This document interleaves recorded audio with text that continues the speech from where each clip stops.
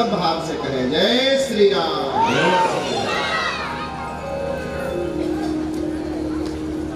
श्रृंगेर से वशिष्ठ बुलावा, श्रृंगेर से वशिष्ठ बुलावा, श्रृंगेर से वशिष्ठ बुलावा, श्रृंगेर से वशिष्ठ बुलावा, पुत्र काम शुभ यज्ञ करावा, यज्ञ होने लगा। महात्मा आगे देखते देखते न जाने कहां से संत चले आए। ओ श्रृंगेर सिंह वशिष्ठ बुलावा,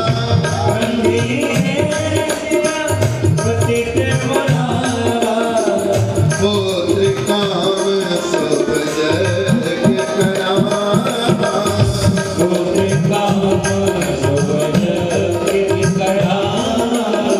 यज्ञ चल रहा था।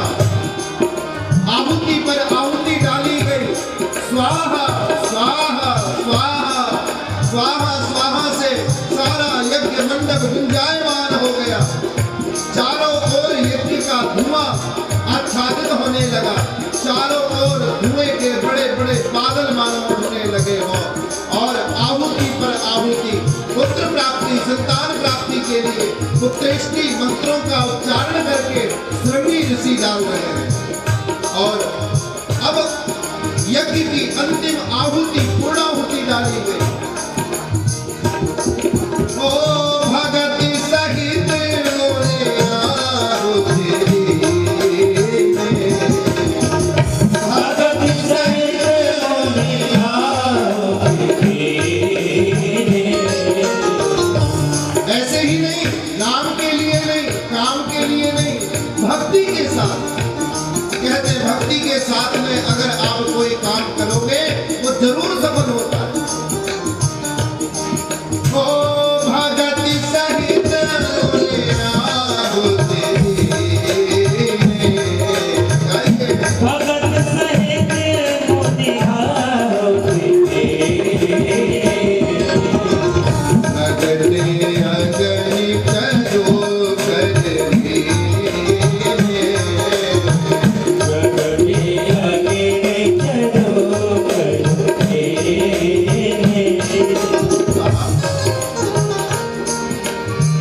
जैसे भक्ति के साथ, प्रेम के साथ, करुणा के साथ आहुति दी गई। पूर्णाहुति होते ही साक्षात नारायण, साक्षात यज्ञ नारायण भगवान यज्ञ का प्रसाद लेकर के प्रकट हो गए। बोलिए यज्ञ नारायण भगवान की जय हो। और वो यज्ञ का प्रसाद श्रृंगी ऋषि को दिया। श्रृंगी ऋषि ने वशिष्ठ को दिया और वशिष्ठ जी महाराज के हाथ में जब प्रसाद आया यज्ञ का, प्रसन्न हो गए। श्रृंगी ऋषि ने प्रसाद देते हुए कहा, वशिष्ठ जो वशिष्ठ कछु हृदय विचारा, जो वशिष्ठ कछु हृदय विचारा, ओ जो वशिष्ठ कछु हृदय विचारा, जो वशिष्ठ कछु हृदय विचारा, सकल काज भासे तुम्हारा, सकल काज भासे तुम्हारा, जो वशिष्ठ कछु हृदय विचारा, जो वशिष्ठ कछु हृदय विचारा, सकल काज भासे तुम्हारा, सकल काज भासे तुम्हारा, तुम्हारा काम सिद्ध हो गया, सफल हो गया। वशिष्ठ बड़े प्रसन्न है। संपूर्ण प्रसाद ले जाकर के महाराज दशरथ को दिया और दशरथ को देकर के कहा, महाराज दशरथ ले जाओ ये प्रसाद। क्या करना? यह बाटे देहु नप जाई, यह हरिनाम देहु नप जाई, यह बाटे देहु नप जाई, यह हरिनाम देहु नप जाई। जथा जोग जगे हाथी बनाई, जथा जोग देहि हाथी बनाई, जथा जोग जगे हाथी बनाई। जथा जोग देहि हाथी बनाई। राजन, ये प्रसाद ले जाओ, इसे ले जाकर के अपनी रानियों में बांट देना। लेकिन याद रखना, प्रसाद को बांटना हर किसी के बस की बात नहीं है। प्रसाद बांटना हर कोई काम ये नहीं कर सकता। प्रसाद कैसे बांटना? बोले जथा जोग जय भांति बनाई। जो जितने प्रसाद के लायक हो उसको उतना ही प्रसाद देना। बच्चे की अंजलि छोटी होती है और बड़ा आदमी अंजलि भर के दे देगा तो समाएगा नहीं, फैल जाएगा, प्रसाद पैरों में गिरेगा, अपमान होगा, प्रसाद का अपराध लगेगा। इसलिए जथा जो किसी बूढ़े बड़े बेचारे आदमी को और ज्यादा देसी घी खिला दो तो आपकी खातिरदारी उसके लिए मुसीबत बन सकती है। किसी बच्चे को खिला दो तो आप कह रहे भैया मैं चाहता हूं ये पहलवान बन जाए। अरे एक ही दिन में पहलवान बनाओगे क्या? जथा जो जितने प्रसाद के लायक हो उसको उतना प्रसाद बांटना। मानो ये कहना चाहते हो, तीनों रानियों की पात्रता देखना, जो जितने प्रसाद के लायक हो उसको देना। राजा भवन में गए, तीनों रानियों को बुलाया और तब ही राय प्रिया नारी बुलाई, तब ही नारी प्रिया नारी बुलाई, कौशल्या कहाँ चली आई, कौशल्या कहाँ चली आई, अर्ध भाग कौशल्या दीना, अर्ध भाग कौशल्या दीना, उभय भाग आधे कर दीना। उभय भाग आधे कर दीना। आधा प्रसाद का भाग कौशल्या को दिया, आधे में से भी आधा करके कैकेयी को प्रदान किया। बचा हुआ भाग सुमित्रा को प्रदान किया गया और रानियों ने भक्ति पूर्वक भाव पूर्वक भगवान के नारायण भगवान के प्रसाद को ग्रहण किया। और उसके फल स्वरूप थोड़े दिन बाद ही महाराज के कान में खुशखबरी आई। बोले महाराज बधाई हो, माताएं गर्भवती हैं।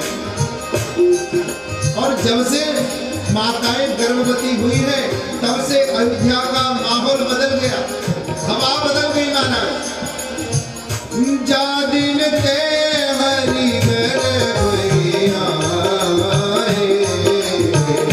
जा दिन ते हरि गर्भैया सकल लोक सुख संपत्ति छाए, सकल लोक सुख संपत्ति पाए। जादिन ते हरि गर्भहि आए, सकल लोक सुख संपत्ति छाए। सुख संपत्ति छा गई महाराज, कोई गरीब नहीं रहा अयोध्या में। लोग किसी काम को करने के लिए जमीन में गड्ढा खोदते हैं तो गड्ढे से पत्थर नहीं निकलते, गड्ढे से मणियां प्रकट हो रही है, हीरे मोती जवाहरात पैदा हो रहे हैं। सबके सब सुखी और संपन्न। सीता शीतल मंद सुगंध समीर बहती है, जगह जगह मणियां प्रकट हो रही है। किसी ने मणियों से कहा, अरे लोग जीवन बिता देते हैं तुम्हें पाने के लिए, और आज अपने आप घर घर में पैदा हो रही हो, क्यों? मणियों ने कहा कि अब जो समय आने वाला है वो बड़ा ही मंगलकारी है। अगर हम भगवान के प्रकट होने के समय में प्रकट होंगी तो हमारा नाम भी भगवान के नाम के संग जुड़ जाएगा। लोग भगवान को रघुवंश मणि कह करके पुकारेंगे, हमारा जीवन धन्य हो जाएगा। चंद्रमा भी प्रतीक्षा कर रहे हैं कब भगवान प्रकट होंगे। सूर्य नारायण प्रतीक्षा में है कब मेरे वंश को उजागर करने के लिए राम आएंगे। भगवान ने तिथि का महाराज निश्चय किया। योग लगन गृहवार तिथि सकल भय अनुकूल, चर और अचर हर्ष जुत राम जन्म सुख मूल। भगवान राम प्रकट हो रहे तो कह रहे तिथि निश्चित करिए। भगवान राम नौवीं तिथि को प्रकट होते हैं। नौवीं तिथि का मतलब है अटल, कभी न बदलने वाला। संत कहते बोले भैया भगवान ने नौवीं तिथि को ही पसंद क्यों किया, किसी और तिथि में भी आ सकते थे। तो महात्मा बताते हैं कि जब भगवान प्रकट होने वाले थे तो सारी तिथियों को बुलाया, सारी तिथियां सज धज के श्रृंगार करके लाइन में लग करके भगवान के पास में गई, प्रभु हमारे में प्रकट हो जाओ। प्रतिपदा गई, प्रतिपदा पड़वा, कहती आप भी एक मैं भी एक, आपकी मेरी जाति एक है। तो महाराज अपनी जाति बिरादरी के लिए जरा सोचिए, मेरे में प्रकट हो जाइए। भगवान बोले अगर हम भी जाति बाती में सोचने लगे तो फिर दुनिया कहाँ जाएगी, इसलिए हम तुम्हारे में प्रकट नहीं हो सकते। यम द्वितीया आई, भैया दूज आई, हमारे में प्रकट हो जाओ। भगवान बोले तुम में भी नहीं हो सकते। तब तृतीया आई, अक्षय तृतीया, कहती हमारे में प्रकट हो जाओगे तो आपकी कीर्ति अच्छे हो जाएगी, हमारे को स्वीकार कर लो। भगवान बोले नहीं नहीं, हमारी कीर्ति तो पहले से ही अक्षय है। तब चतुर्थी आई, गणेश चतुर्थी। महाराज गणेश जी भी हमें प्रकट होते हैं, आप भी प्रकट हो जाएंगे तो महिमा और बढ़ जाएगी। भगवान ने कहा ठीक है, देखेंगे, विचार करेंगे। पंचमी आई, नाग पंचमी। पंचमी ने कहा हमारे में प्रकट हो जाओ। भगवान बोले ठीक है, वो भी विचार करेंगे। तब देव छठ आई, भगवान ने उसे भी अस्वीकार कर दिया। शीतला सप्तमी भी चली गई, दुर्गाष्टमी भी चली गई, फिर नौमी आई। जितनी भी तिथियां आई थी सब सज धज के आई थी, श्रृंगार करके बढ़िया आई थी। पर नौमी जब आई तो निर्मल वस्त्र पहन के आई, तो श्रृंगार करके नहीं आई। भगवान के चरणों में रोते रोते आई और प्रणाम किया, भगवान के दर्शन किए और जाने लगी। कुछ नहीं कहा भगवान से। भगवान ने कहा रे तुमने कुछ क्यों नहीं कहा? जितनी भी तिथियां गई सब अपनी प्रशंसा कर रही थी, हमारी ये महिमा है, हमारी ये महिमा है, तुम्हारी क्या महिमा है? नौमी बोली महाराज मेरी कोई महिमा नहीं है, मैं तो रिक्ता तिथि हूँ, खाली तिथि हूँ और मेरी कोई महिमा नहीं है। मैं जानती हूँ इतनी अच्छी अच्छी तिथियां आपके पास में है, सुंदर सुंदर, मुझ में आप प्रकट नहीं होंगे, इसलिए आपके दर्शन हो गए, मुझे यही मेरा भाग्य की बात है।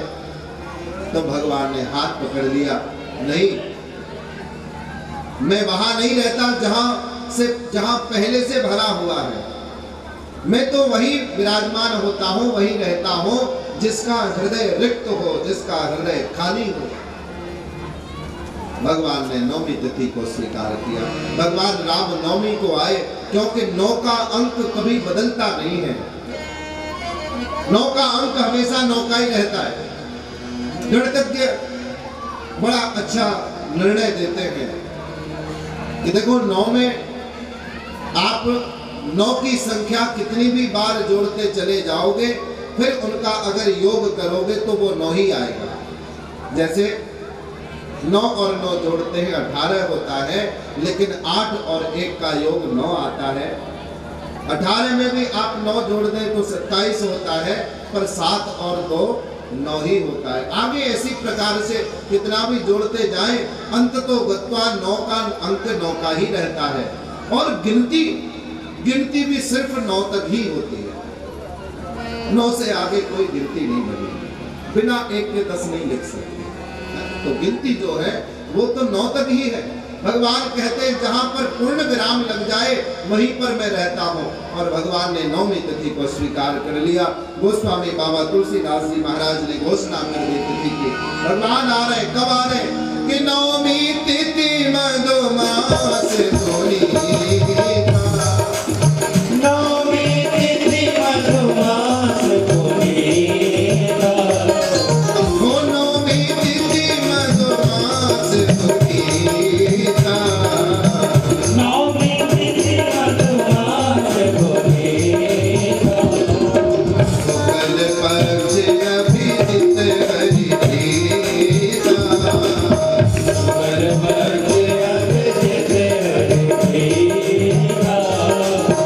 बरसग सुमन सुअंजुल साजी, बरसग सुमन सुअंजुल साजी, गह गह गगन दुख भी बाजी, गह गह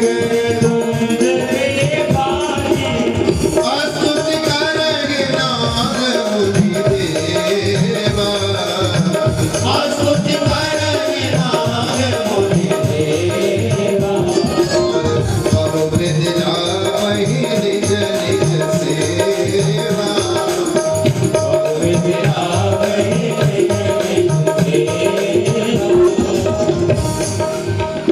सुर समूह विनती करी पहुँचे निज निज धाम, तब जग निवास प्रभु प्रगट हो, अखिल लोक विश्राम, सियावर राम चंद्र की।